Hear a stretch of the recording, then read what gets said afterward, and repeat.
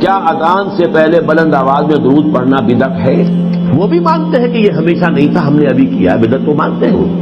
تو اس کا علاج کیا ہے؟ فتویٰ میں دے دوں گا، کیا فائدہ ہو جائے گا؟ کچھ بھی نہیں ہوگا۔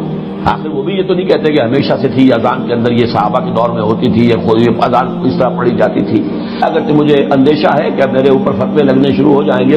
ہمارے ہاں فرقوں کی حیثیت کیا ہے؟ یہ مولویوں کی ٹریڈ یونینیں ہیں، جیسے پیشے ہوتے ہیں، اس لیے کہ ہم نے دین کو پیشہ بنا دیا۔ اسلام میں دین کا کوئی پیشہ نہیں۔ ہر مسلمان کو قابل ہونا چاہیے کہ اسے مسجد میں آئے ہیں اسے آگے کر دیا جائے، نماز پڑھائے۔ ہر مسلمان کو اس قابل ہونا چاہیے اپنی بچی کا خود نکاح پڑھائے۔ ہر مسلمان کو اس قابل ہونا چاہیے اپنے باپ کا جنازہ خود پڑھے۔ لیکن ہم نے تو چونکہ یہ کرنا ہی نہیں، لہذا ہم نے مولوی پال رکھے ہیں اور ان کو ہم نے پیشہ بنا دیا۔ اب ہر ایک نے اپنا ٹریڈ یونین کا ٹریڈ نشان بنا رکھا، ٹریڈ مارک، ہم فلاں ہیں، ہم فلاں ہیں، ہم فلاں ہیں۔ یہ سارے دھندے جو ہیں ان کی جڑ کٹے گی کس سے؟ عربی سیکھو، پڑھے لکھے لوگ اسے لازم کریں اپنے اوپر کہ خود عربی سیکھیں، دین کا کم سے کم اتنا علم حاصل کر لیں۔ ہر پڑھا لکھا آدمی اس قابل ہونا چاہیے کہ نماز پڑھائے، کیوں نہ کرے؟